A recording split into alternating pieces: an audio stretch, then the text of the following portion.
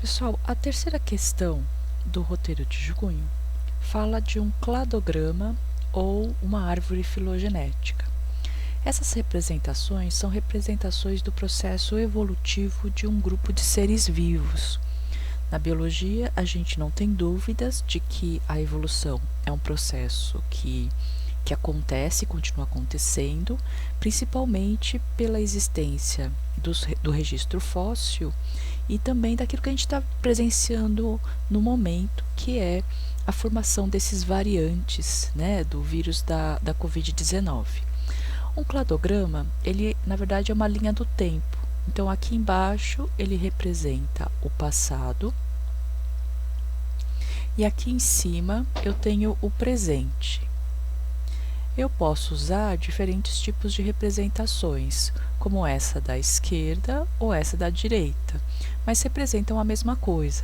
Então, se aqui eu colocasse, por exemplo, as letras A, B, C e D, eu estou dizendo que essas espécies são as espécies que eu encontro atualmente.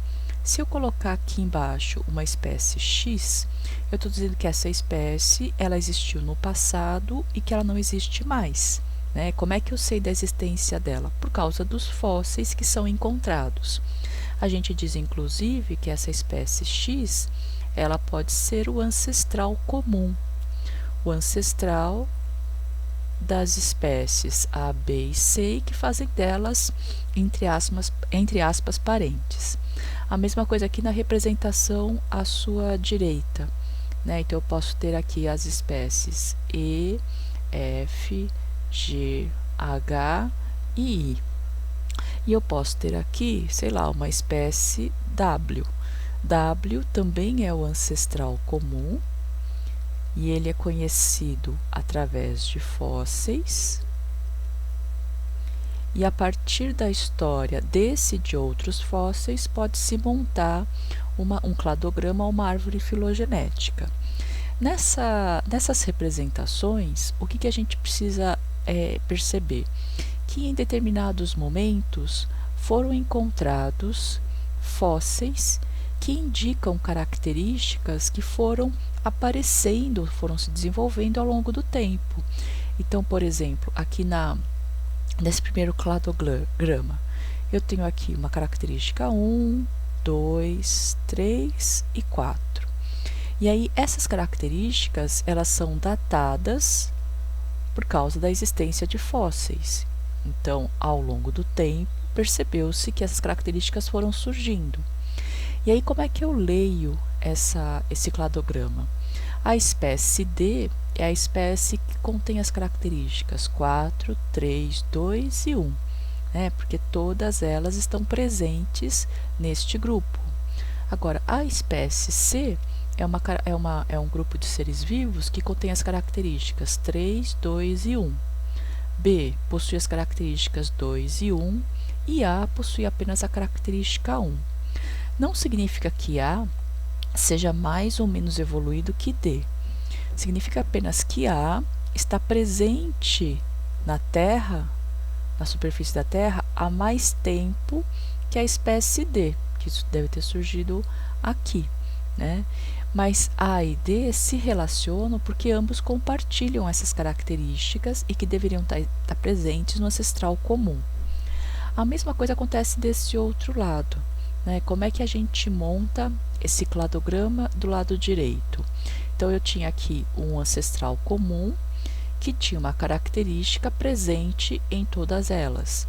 Aí deve ter surgido uma característica aqui que diferencia W de todas as outras espécies atuais. E aí, ao longo do tempo, foram se encontrando registros fósseis que traziam características que vão contando uma história do processo de formação desses seres. Então, eu posso ter aqui a característica 1, a característica 2, a característica 3, a característica 4 e a 5. Lembrando que E não é nem mais nem menos evoluído que I. Apenas E, olha, surgiu num momento mais antigo do que o registro da espécie I. mas E é tão evoluído quanto I porque ele existe até os dias de hoje. Ele conseguiu garantir a sua perpetuação, apesar das condições terem se modificado ao longo do tempo. No exercício que você tem lá no roteiro, tem um cladograma do reino vegetal.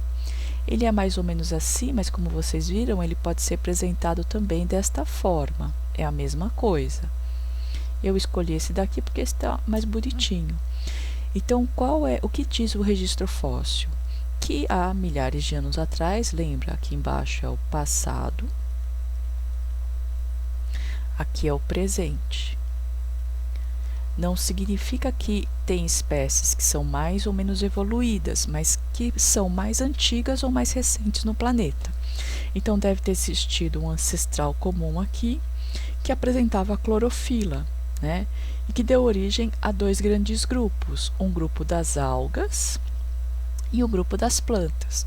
O que diferencia as algas das plantas? São várias características, mas uma importante é a existência de um embrião.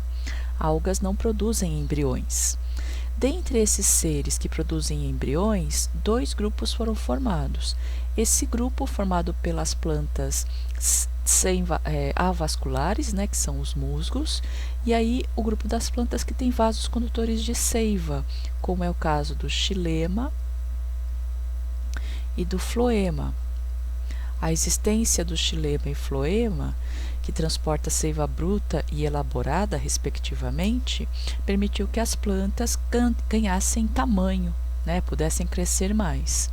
E aí, dentre as plantas com vasos condutores de seiva, eu tenho aquelas que não possuem sementes e aquelas que produzem semente. Lembrando que a semente guarda no seu interior o embrião. Então, o embrião ficou mais protegido, ele pode ficar hibernando e se desenvolver em momentos mais favoráveis. Então, a formação de uma semente trouxe vantagem evolutiva para pinheiros e plantas com flores e frutos.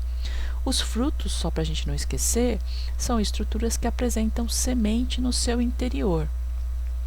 Então, os frutos garantem uma melhor preservação da semente e a melhor capacidade de dispersão, quer dizer, de espalhamento. Então, plantas com flores e frutos, né, as angiospermas, elas são encontradas em todos os tipos de ambiente do planeta, enquanto que os pinheiros eles ficam restritos a áreas, né, com condições climáticas mais específicas. Então, o que a gente pode dizer do reino plante?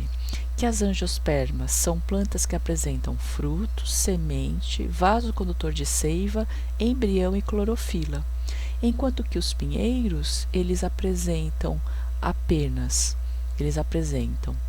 sementes, vasos condutores de seiva, embrião e clorofila.